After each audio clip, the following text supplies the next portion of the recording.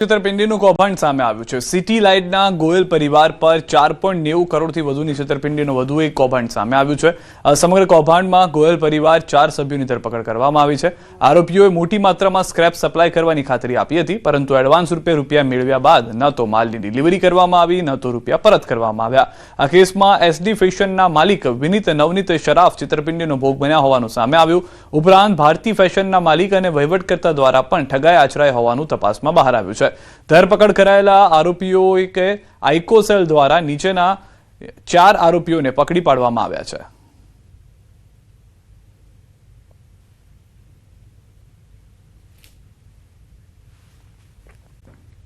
ફતેપુરમાં અનેક સરકારી મકાનો એવી હાલતમાં છે કે જાણે કોઈ મોટી દુર્ઘટનાને આમંત્રણ આપી રહ્યા છે। આ જર્જરિત મકાનોમાં આજે પણ કેટલાક કર્મચારીઓ રહે છે। કેટલાક મકાનની છતનો કાટમાળ પડ્યો હોવાનો બનાવ બની ચૂક્યા છે। અહીં રહેતા કર્મચારીઓનું કહેવું છે કે પગાર ઓછો હોવાને કારણે તે અન્ય મકાન ભાડે રાખી શકતા નથી। જીવના જોખમે તેઓ રહે છે। સ્થાનિકોએ જણાવ્યું કે કાર્યવાહી નહીં થાય તો કોઈ દિવસ મોટી દુર્ઘટના સર્જાઈ શકે છે। હાલ સ્થાનિકો તંત્ર પાસેથી તાત્કાલિક સર્વે અને કાર્યવાહી કરવાની માંગ કરી રહ્યા છે।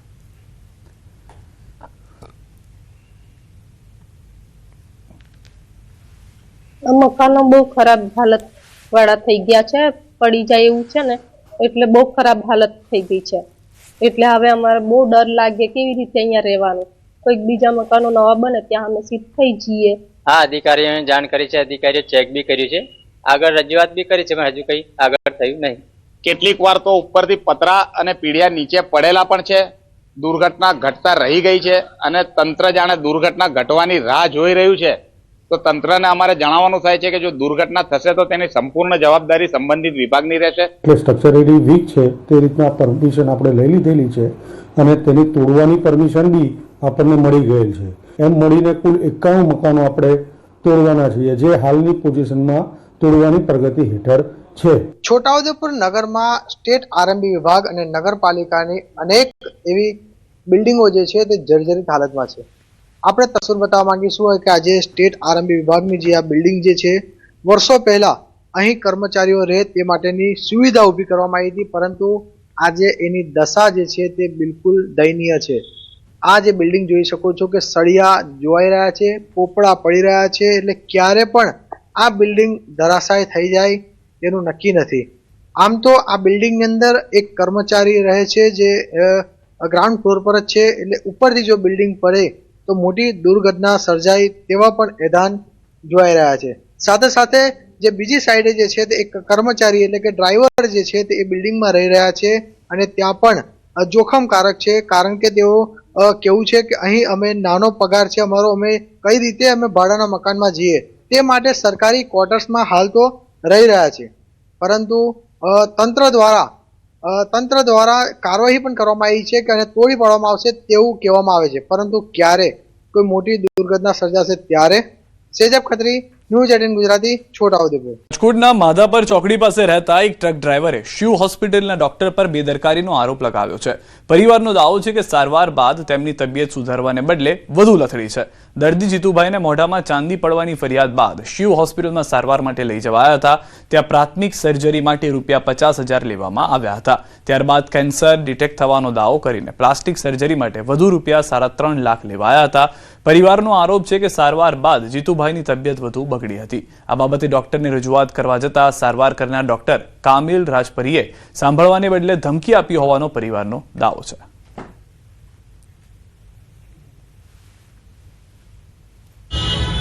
डॉक्टर ने तो खूब बेदरकारी कहेवाय के इंडिया आવું કર્યું તો એ પછી હરકો જવાબ એનાથી દેવાતો નથી।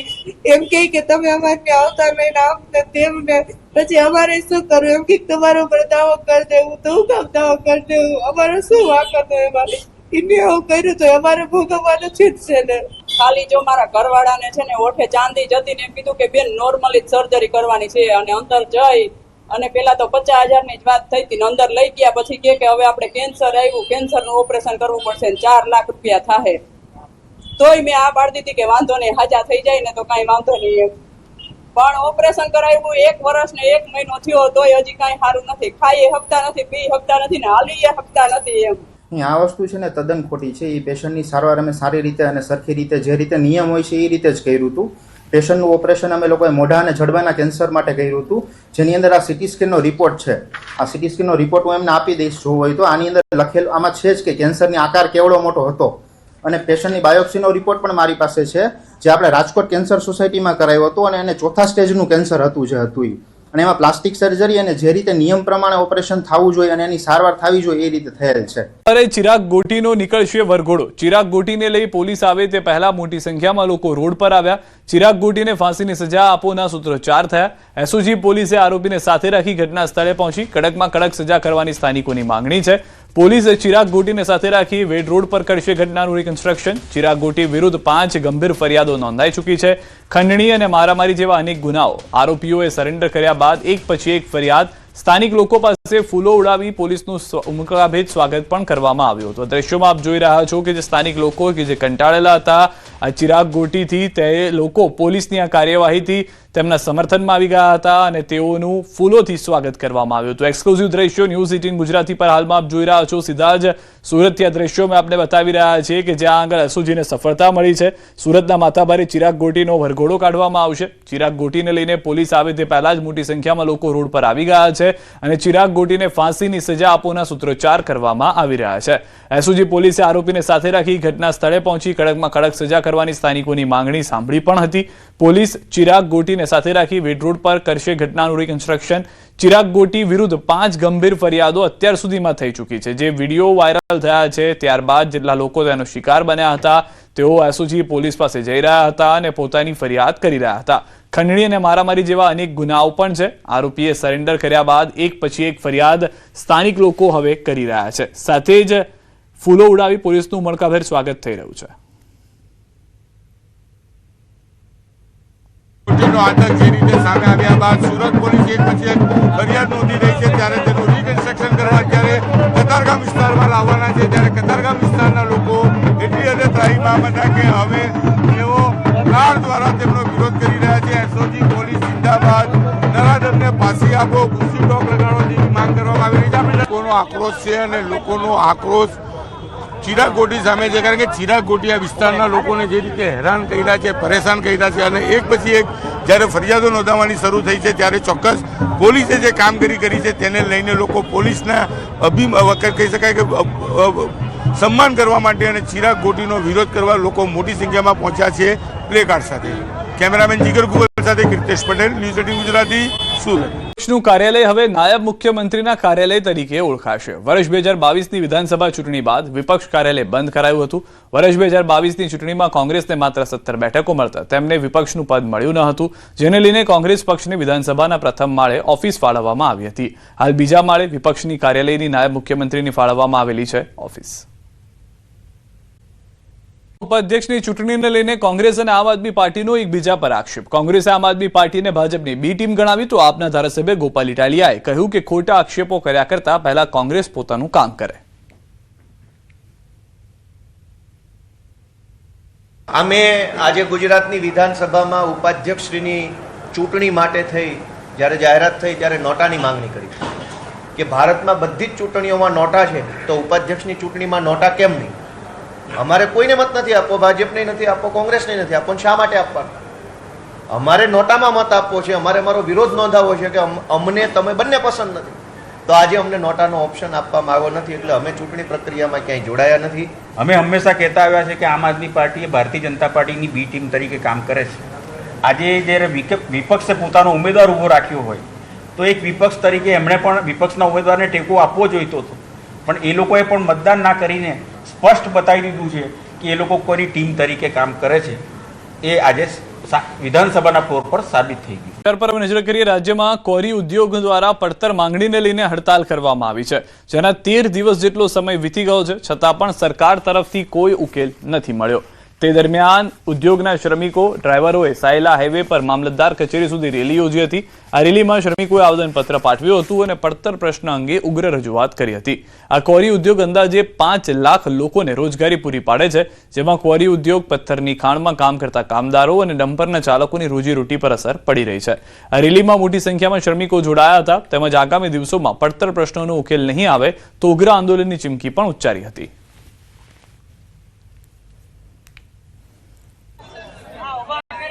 બધા ઘેર બેઠા. આ કોરી ઉદ્યોગનો પ્રશ્ન જો પતશે નહીં તો આ કોરી ઉદ્યોગની પાછળ ઓછામાં ઓછા હું કાયમ કહું છું કે 5 લાખ માણસ નફે છે. એ 5 લાખ માણસને રોજીરોટીનો સૂલો હલગવાનો પ્રશ્ન ઊભો થવાનો. મને તો એવો દહેશત છે કે જે રોજનું રોજ લાવી અને રોજ જમતા હોય ખાતા હોય એની આવક બંધ થઈ છે ત્યારે કોઈ અજુગતું પગલું ન ભરે એવી અમારી પ્રભુને પ્રાર્થના છે. તો ગુજરાન પૂરું થતું ન હોવાના કારણે અમારા ટ્રાન્સપોર્ટના બધા ડ્રાઈવરોએ અહીંયા આવી અને મામલતદાર સાહેબને આવેદનપત્ર આપ્યું કે અમારી રજૂઆત સાહેબ ઉપર સુધી પહોંચાડો કે જેથી કરીને જલ્દી વહેલી તકે અમારી આ હડતાલનું નિરાકરણ આવી જાય. સરકારશ્રીને એ નિમંત્રણ કે અમારા 5 ડ્રાઈવરનું શું, અમને 13 દિવસથી સરકારને જો કોર્વે એસોસિએશનને એમને કોઈને 6 મહિના બંધ રહે તો કઈ ફેર પડે એવું છે નહીં. તો જૂનાગઢના સમાચાર. મૃગીકુંડમાં કીર્તિ પટેલના સ્થાન મુદ્દે વિવાદ વકર્યો છે. ઘટનાને લઈને સાધુ સંતોમાં ભારે નારાજગી છે. નિરંજની અખાડાએ ઘટનાની નિંદા કરી કાર્યવાહીની માંગ કરી. સનાતન ધર્મ વિરોધી કાર્યો ક્યારેય ચલાવી લેવામાં આવશે નહીં તેવું કહ્યું છે. અપશબ્દો બોલવા અને વિવાદ કરવો કીર્તિ પટેલની પ્રકૃતિ છે. કીર્તિ પટેલને લઈને આ વાત કરવામાં આવી છે. તંત્ર પગલાં નહીં ભરે તો તમામ અખાડાઓ મેદાને ઉતરશે તેવું પણ કહેવામાં આવ્યું છે. માત્ર પિંડદાન કરાવનાર જ મૃગી કુંડમાં સ્નાન કરી શકે છે. જે નિયમ છે તેનો ભંગ કર્યો છે પટેલે.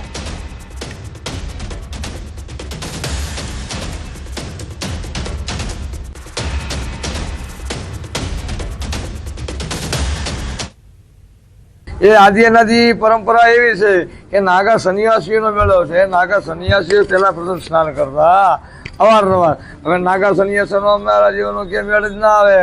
આ નકલી કપડાવાળા આવી જાય એટલે અમારા સનામણા પૂરેવાનું કઈ કહેવા જઈએ તો કે એમને કોના ચેલી છો કે ફલાણા મોટા મોટા નામ આવે એમને ખ્યાલ ખરેખર સંતોને પણ આવો ખ્યાલ હોતો નથી. पर भगवा पहन के मुर्गी कुंड के अंदर जो स्नान किया वो हम बिल्कुल सहन कर लेंगे नहीं और नहीं चला लेंगे. अगर इसकी कार्यवाही जो सरकार ने नहीं की तो हम साधु संत मिलके सब अखाड़े को एक चीज करेंगे. एक चीज करने के बाद सबका डिसीजन लेके हम उसकी कार्यवाही जरूर करेंगे और हम बिल्कुल चला लेंगे नहीं. हम संतों की परंपरा है कि हम संत लोग ही साल में एक बरस स्नान करते हैं. सर्व समाज हमारा इकट्ठा होता है. हम संत परिवार सभी इकट्ठे होते हैं. इस प्रकार से हम धर्म के लिए जागरूकता का काम करते हैं. तो इसमें कुछ लोग ऐसे हैं जो अजागता फैलाते हुए. તો કીર્તિ પટેલના સ્નાનને લઈને સંતોમાં રોષ છે. સમગ્ર મામલે કાયદેસર કાર્યવાહી થવી જોઈએ. ભગવા કપડાં પહેરી લોકોને મૂર્ખ બનાવે છે, લોકોની ભાવના સાથે રમે છે તેવું પણ સાધુ સંતો તરફથી કહેવામાં આવી રહ્યું છે. બેફામ બોલવાવાળા કીર્તિ પટેલ અને પોતે આજકાલ રીલના હિરોઈન ગણાવતા હોય તે ભગવો કપડાં પહેરીને લોકોને મૂર્ખ બનાવીને, પોલીસને મૂર્ખ બનાવીને સ્નાન કરે છે. ખરેખર આ એકદમ નિંદનીય ઘટના છે. આ બાબતે સંતો આકરા વલણમાં છે. આજે એ બાબતે જૂનાગઢના સંતો બેસશે અને નિર્ણય કરશે શું પગલાં લેવા. પણ કાયદાકીય પગલાં લેવા જ જોઈએ. ક્ષમ્ય નથી આ ગુનો. લોકોની ભાવના સાથે ખેલવાડ છે, સંતોની પવિત્રતા સાથેનો ખેલવાડ છે. સાધુને ભેષમાં અમુક લોકોએ સાધુના કપડા પહેરીને મગગી કુંડમાં સ્નાન કરીને મગગી કુંડને ગંદુ કરવા માટેના કોશિશ કરે છે ત્યારે બહુ દુઃખ થાય છે. પણ હું તંત્રને સાધુવાદ આપીશ કે આ વખતે સાધુ સંતોને ભેષમાં જે અમુક લોકોએ આવ્યા હતા તંત્ર એને પકડીને બહાર કાઢ્યા છે. વચ્ચે કીર્તિ પટેલના ખળભળાટ મચાવતા દાવા સોશિયલ મીડિયા પર પોસ્ટ કર્યા છે. તેઓએ અનેક દાવા. ઇન્દ્ર ભારતી બાપુના નામ સાથે લગાવ્યો આરોપ. કાવતરું ખાલી કીર્તિ માટે કેમ તેવું કીર્તિ પટેલે સવાલ કર્યો છે. પોલીસ પર ગુસ્સા મુદ્દે પણ પોસ્ટમાં કર્યો બચાવ. મારો ભોળિયો નાથ બધું જોવે છે, પાપીને પાપ કરવા દો, હું સહન કરવા રેડી છું તેવું પણ કીર્તિ પટેલે કહ્યું છે. 2 વર્ષ પહેલાનો જૂનો વિડીયો પણ પોસ્ટ કર્યો. હું ક્યાં લગ્ન કરેલી છું તેવો સવાલ કર્યો. હું વૈરાગી જીવન જ જીવું છું, શું ખબર આગળ જતા સંન્યાસ પણ લઈ લઉં. આ બધી વાત જે છે તે કીર્તિ પટેલ તરફથી કરવામાં આવી છે. જો કે કીર્તિ પટેલ કે જેઓ સ્નાન કરવા પહોંચ્યા હતા આ શાહી કુંડની અંદર કે જે મૃગી સ્નાન કહેવામાં આવે છે, એ મૃગી સ્નાન દરમિયાન તેઓ સાધુ સંતો સાથે ત્યાં પહોંચતા વિવાદ શરૂ થયો હતો અને ત્યારબાદ તેમની ઉપર સાધુ સંતોનો રોષ જે છે તે વધી રહ્યો હતો. તે દરમિયાન આ વિડીયો તેમના તરફથી પોસ્ટ કરવામાં આવ્યો છે. સાથે 2 વર્ષ જૂનો જે વિડીયો છે તેની આ ઇન્દ્ર ભારતી બાપુ ઉપર પણ આડકતરી રીતે આક્ષેપ કરવામાં આવ્યા હોય તેવું જોવા મળી રહ્યું છે. આ વિડીયો પોસ્ટમાં ટેક્સ્ટ પણ જે લખેલા છે, જે શબ્દો લખેલા છે તે પ્રમાણે જોઈએ તો ઇન્દ્ર ભારતી બાપુના નામ સાથે લગાવ્યો છે આરોપ. કાવતરું ખાલી કીર્તિ પટેલ સામે કેમ તેવો સવાલ પણ કર્યો છે. અને જે પોલીસ ઉપર ગુસ્સે થઈ હતી તેને લઈને પણ લોકો આલોચના કરી રહ્યા હતા. તેને લઈને પણ કહ્યું છે કે મારો ભોળિયો નાથ બધું જુએ છે, પાપીને પાપ કરવા દો, હું સહન કરવા રેડી છું. તો આ દ્રશ્યો પણ આપ જોઈ રહ્યા છો કે જે વિડીયો હાલમાં વાયરલ થઈ રહ્યો છે. 2 વર્ષ પહેલાનો જૂનો વિડીયો પોસ્ટ કર્યો. હું ક્યાં લગ્ન કરેલી છું તેવું તેમના તરફથી પોતાના તરફથી દલીલ કરવામાં આવી છે. તેઓએ દલીલ કરતા એ પણ કહ્યું છે કે હું વૈરાગી જીવન જ જીવું છું અને શું ખબર આગળ જતા હું સંન્યાસ પણ લઈ લઉં.